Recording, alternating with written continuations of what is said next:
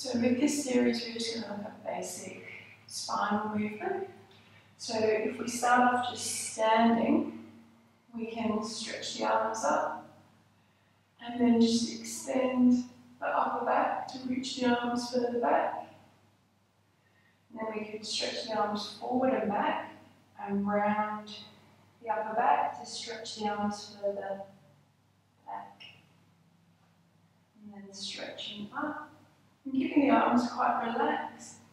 Just arching the back, letting the lower back arch as well. And then bringing the arms forward, rounding the back, rounding the lower back. You can bend your knees a bit. And reaching up and arching. And reaching back and rounding. And again, reaching up.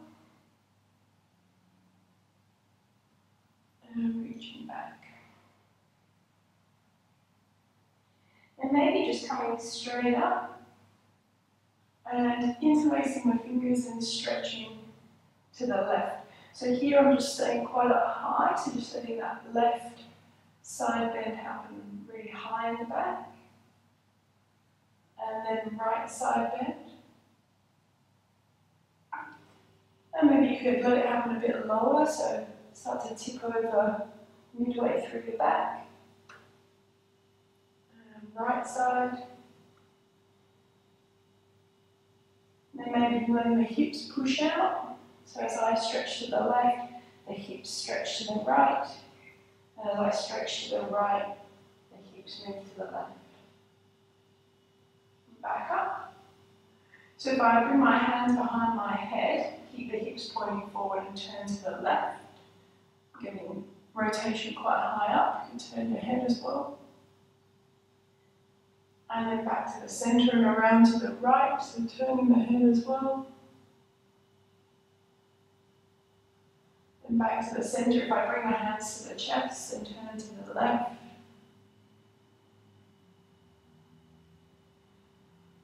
And turn to the right. And then if I turn to the left and let the hips follow me round. And to the right. And back to the centre. And then we'll work on just folding forward from a standing position. So stretching up again, really reaching the chest up towards the ceiling. And then let your knees bend a little bit as you let yourself fold forward.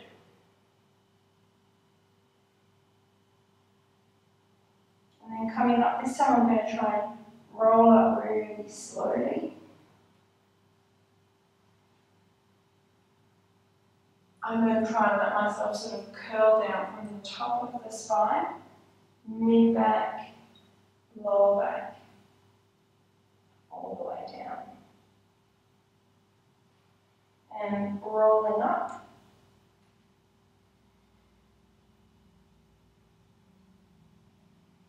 And rolling forward. I'm going to stay in this forward position just on the fingertips. So keeping the feet about hip width apart. We can add a side stretch in here. So I'm keeping the knees quite bent, and that's going to give me a bit of stretch through the lower back as well. So if I walk the fingertips around to the left, just going for a bit of a side bend. You might even reach that right hand further across. You could put a block under your hand if you feel like it's quite far to the floor. And then around to the right.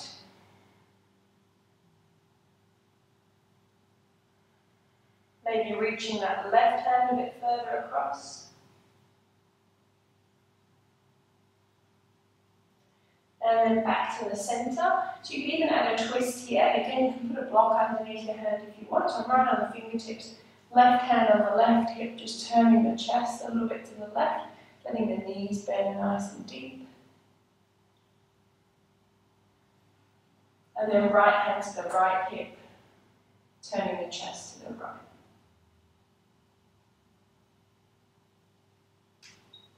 And back to the centre. I'm just going to let the head hang down. Let the arms be relaxed. Maybe shift the weight a little bit from side to side.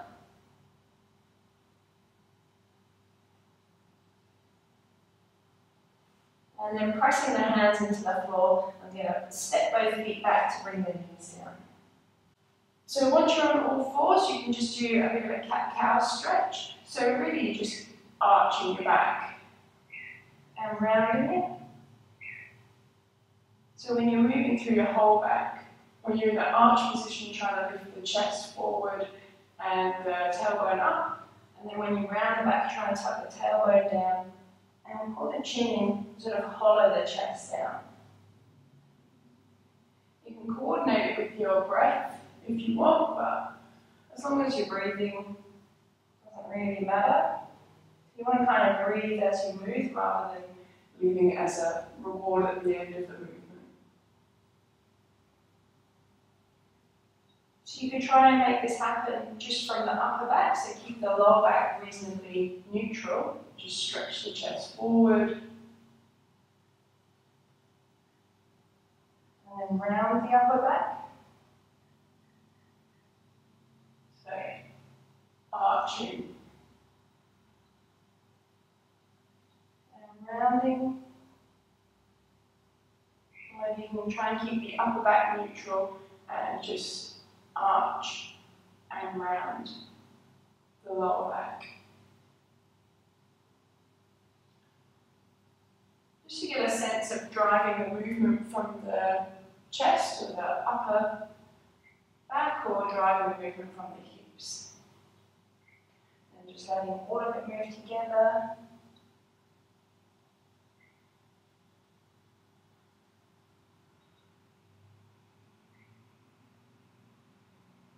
And you can find the middle and add a side bend, so trying to bring the left hip and shoulder towards each other. And then the right hip and shoulder towards each other. And again the left, squeezing in on that left side. And squeezing in on the right side. So if we wanted to add a bit of twist to this, we could spread the right arm through, so bringing the right shoulder to the floor.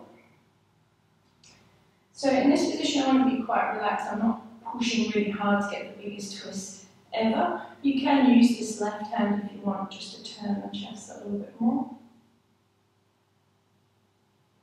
We might stretch the left arm forward.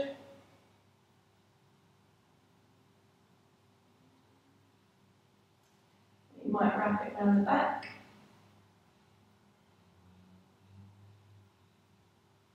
You could change the position of this right arm if you wanted to, so you could reach it back. Or you could wrap it round, and maybe grabbing that left shoulder if you're in a bit more of a relaxed position. So come out of this one, bring the left hand onto the floor, and you press down with this left hand, and bring yourself back up. Then we're going to thread the left arm through. So same thing on this side. You're just looking for a comfortable position. You might choose a slightly different position to the other side, and that's fine. Just looking for something that feels nice. Perhaps the right arm stretches forward or back.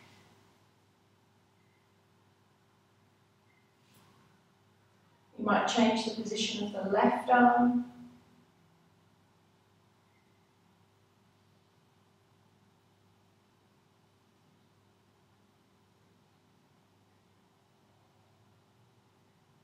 And when you're ready to come out, you press down with the right hand, lifting up. And we're going to go back into child's pose, which is just sitting back on your heels. So in this position, you're letting the spine just stretch out, nice and easy. You can have your arms forward, or you can take them back.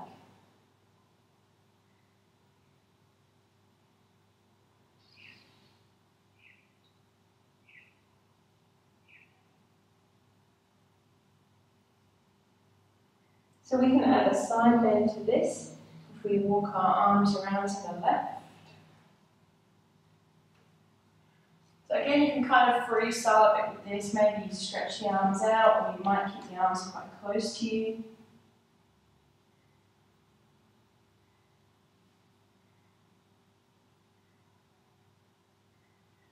Or we can walk the arms around to the right.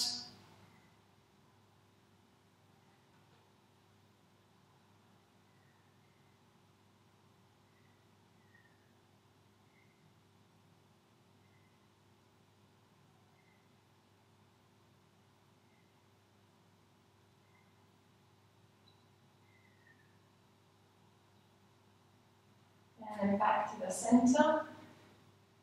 So from this central position, we can roll forward onto all fours and just arch the back, or even let the hips slide forward. So this is like an upward dog position, like a yoga position. So you could roll from that arch position to the rounded position. So again, you're just really trying to breathe as you move, rather than at the end. Just rolling forward and rolling back.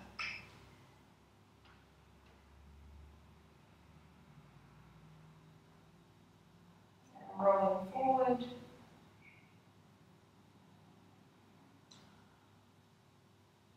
And rolling back. So from here, I'm going to stretch back into this downward dog position. So that's just pushing your hips up and back. So in this position, sort of more of a straight back. You can stretch your legs out from being in child's pose.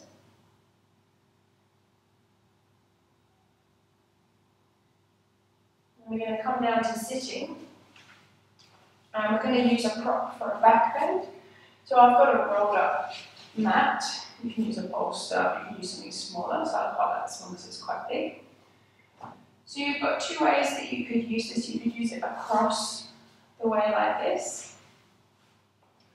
So the sort of baseline position would be just underneath your shoulder blades. But you might feel like you want to have it higher or lower, and that's fine, it just needs to feel good. If it feels like it's a long way to take your head to the floor, you could put a block or a rolled up towel underneath your head so that you're not in such a big extension in your neck. So once you're in, you can wriggle around to get into the most comfortable position. You might take your arms out to the side. So I've bent my knees. As soon as I bend my knees, it sort of draws my lower back that way. So especially if you feel like it's quite strong, the arch, you might find that bending your knees is more comfortable. But you can have straight legs if that feels fine. It's up to you.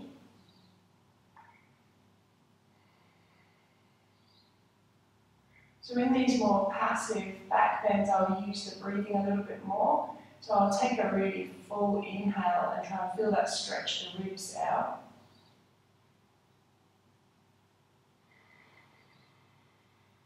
And then let it all go in a big exhale.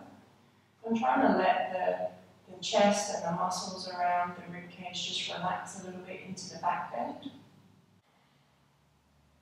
So you can adjust this stretch by moving the arms.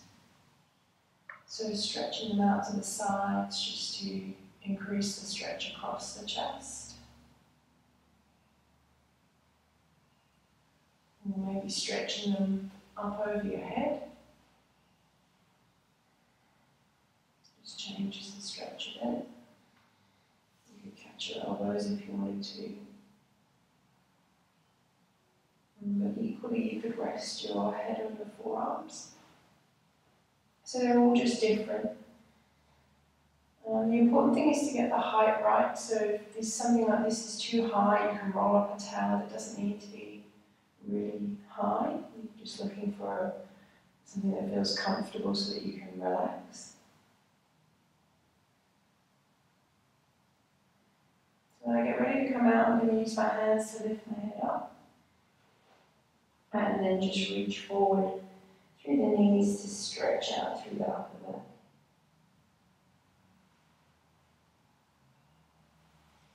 So you can do this slightly differently by taking the mat or the height long ways. So here, I don't like it pushed right up close to my lower back, but you can have it wherever. So I've just got it underneath the ribs and the head. So again, I keep my knees bent, but you don't have to.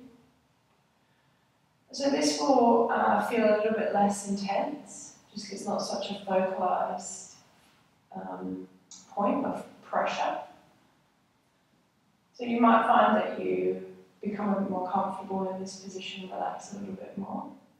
You can really stretch out through the front of the chest, so if you're tight across the front of the shoulders here, this is a really nice one to stretch the arms out. Take a few of those deep breaths.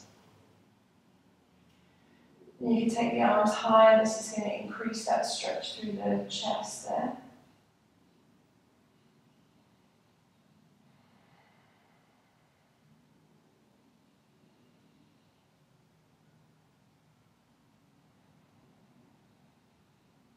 Or you can even bring the arms up over the head onto the bolster, onto the height.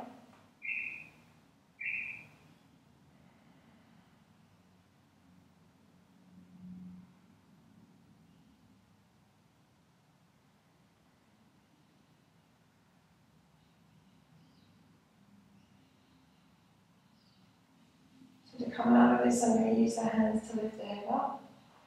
And the same thing, just going to go forward through the knees.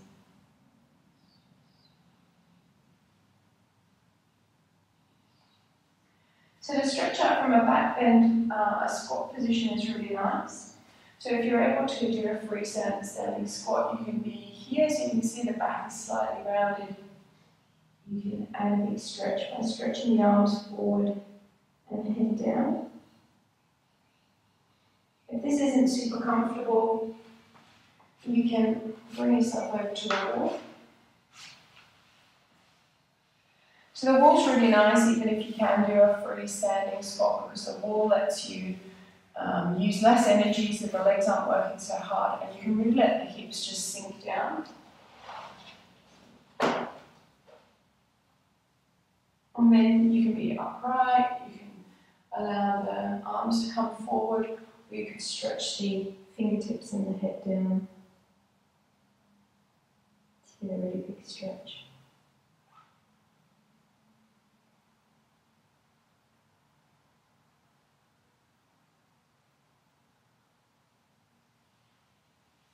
And then my favourite way to finish is always with a little bit of rotation.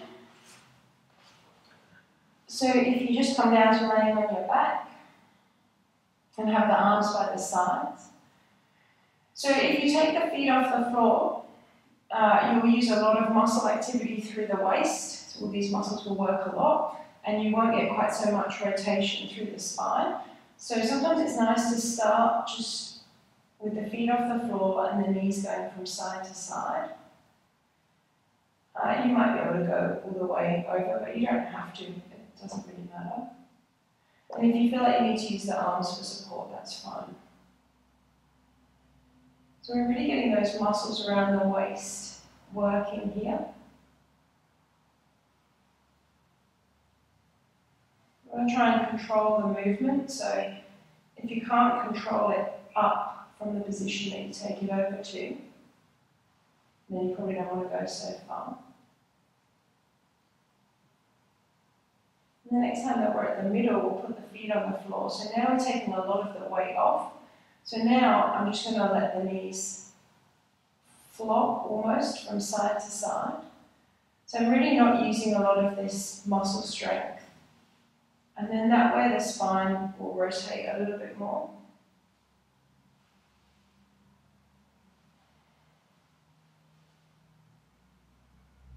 You might choose to stay on one side or on the other to take a couple of breaths in the stretch, and that's fine.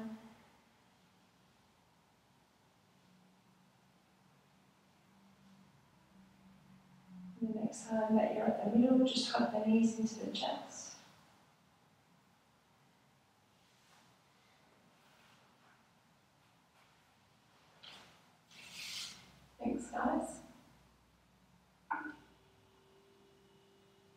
was really good.